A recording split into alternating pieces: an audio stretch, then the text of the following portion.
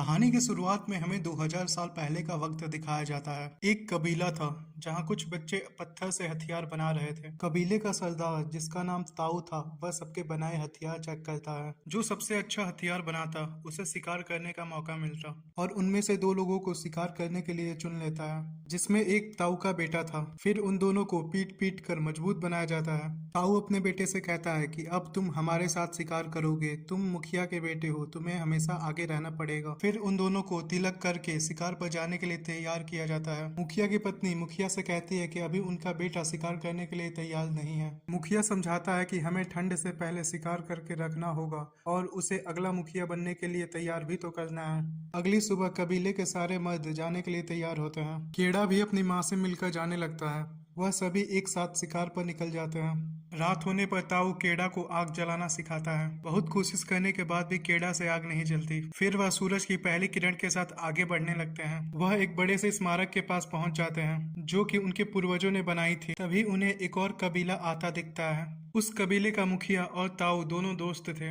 फिर दोनों कबीला साथ में शिकार करने चल देता है। उस बड़े से स्मारक पर एक निशान था जो उन्हें घर का रास्ता दिखाता था। रात होने से पहले वह सब एक जंगली सुअर का शिकार करते हैं। ताऊ केड़ा से उस सुअर को मारने को कहता है, पर केड़ा ने आज तक एक मच्छर नहीं मारा था। वह सुअर को भी नहीं मार पाता। रात होने पर सब साथ बैठकर खाना खाने लगते हैं। तभी ताऊ को कुछ आवाज सुनाई देती है। वहाँ एक जंगली तेंदुआ था। सभी चौकन्ने हो जाते हैं। थोड़ी देर बाद उन्हें लगता है कि वह चला गया। वह अभी बैठे ही होते हैं कि तेंदुआ एक को शिकार बना ले जाता है। अगली सुबह उसकी याद में वह सब एक स्मारक बनाकर उसकी आत्मा की शांति की दुआ करते हैं। फिर वह सब आगे बढ़ने लगते हैं। बहुत ही दूर तक सफर करने के बाद वह एक गुफा में पहुंचते हैं जहां केड़ा के हाथ पर ताऊ एक निशान बनवाता है जो कि उसे घर का रास्ता दिखाएगा। ताऊ केड़ा को एक भेड़ियों का झुंड दिखाकर समझाता है कि भेड़ियों के मुखिया को अल्फा कहा जाता है और वह पूरे समूह को साथ लेकर चलता है। अगले दिन उन्हें जंगली भैंसों का एक झुंड दिखता है। वह धीरे धीरे जंगली भैंसों के पास जाने लगते हैं।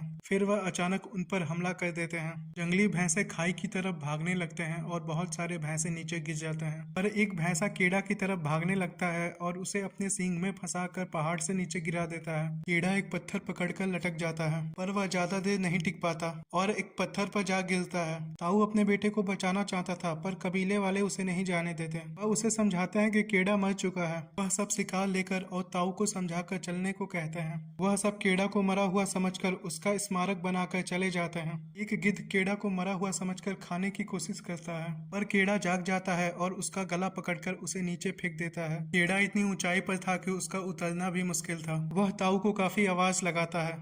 किस्मत अच्छी होने के कारण वहाँ तेज बारिश होने लगती है और चारों ओर पानी भर जाता है। वह पानी में कूद जाता है। जब अगली सुबह उसकी आंखें खुलती है तो वह खुद को किनारे पर पाता है। उसका एक पैर बुरी तरह सूज गया था। वह जैसे तैसे कर अपने पैर में एक लकड़ी बांध लेता है और पहाड़ पर आकर अपनी स्मारक देखता है और बहुत ज्यादा दुखी हो जाता है। तभी उसे भेड़ियों की आवाज सुनाई देती है। वह वहां से भागने लगता है और एक पेड़ पर चढ़ के सो जाता है। अगली सुबह वह नदी के किनारे पानी पीने जाता है। तभी उसे भेड़िया घेर लेते हैं। वह भागकर जल्दी से पेड़ पर चढ़ जाता है। तभी एक भेड़िया उसका पैर पकड़ लेता है और केड़ा अपना चाकू निकालकर उस भेड़िया को घायल कर देता है। जैसे ही रात होती है बाकी भेड़िया वहां से चले जाते हैं। अगली सुबह होते ही केड़ा अपने लिए एक भाला तैयार करता है और उस घायल भेड़ियों को मारने के लिए आगे बढ़ता है, और उसे उस पर दया आ जाती है और वह उसे मार नहीं पाता। वह उस भेड़िए के पास जाकर उसका मुंह बांध देता है और उसे उठाकर नदी किनारे ले जाकर उसका घाव साफ करने लगता है। फिर केड़ा भेड़िया को लेकर गुफा में आ जाता है। वह दोनों वहां रात बिताते हैं। केड़ा उस भेड़िए को पानी पीने को देता है और उसका घाव भी सही कर देता है। केड़ा एक खरगोश का शिकार करता है और आग जलाने लगता है। तभी भेड़िया शिकार की तरफ बढ़ता है, पर केड़ा उसे मारकर भगा देता है और उसके सामने शक्तिशाली दिखने के लिए कच्चा मांस खाने लगता है। भेड़िया चुपचाप बैठ जाता है। केड़ा आग जलाता है। केड़ा ने भेड़िए को भी कुछ खाने के लिए दिया। उन दोनों को अपने घर की याद आ रही थी। अब वह एक दूसरे से डर नहीं रहे थे। अगली सुबह केड़ा उस भेड़िए को उसी गुफा में छोड़कर जाने लगता है, पर भेड़िया उसके पीछे पीछे आने लगता है। यह देख केड़ा ने उसे जाने के लिए कहा, पर वह उसके पीछे पीछे पीछे ही आता रहा। कुछ दूर जाने के बाद उन दोनों को जंगली सुअर दिखते हैं। भेड़िया उन जंगली सुअरों को कीड़ा की तरफ लाता है, पर कीड़ा उसे मार नहीं पाता। सुअर भाग जाते हैं और भेड़िया नाराज होकर कीड़ा को देखने लगता है। फिर रात हो जाती है, वह दोनों आग जलाकर सो जाते हैं। फिर दिन में वह शिकार करते हैं और रात में खाकर सो जाते हैं। भेड़िया अब कीड़ा के काफी करीब आने लगा था। अगली सुबह वह दोनों नदी में साथ में नहाते हैं।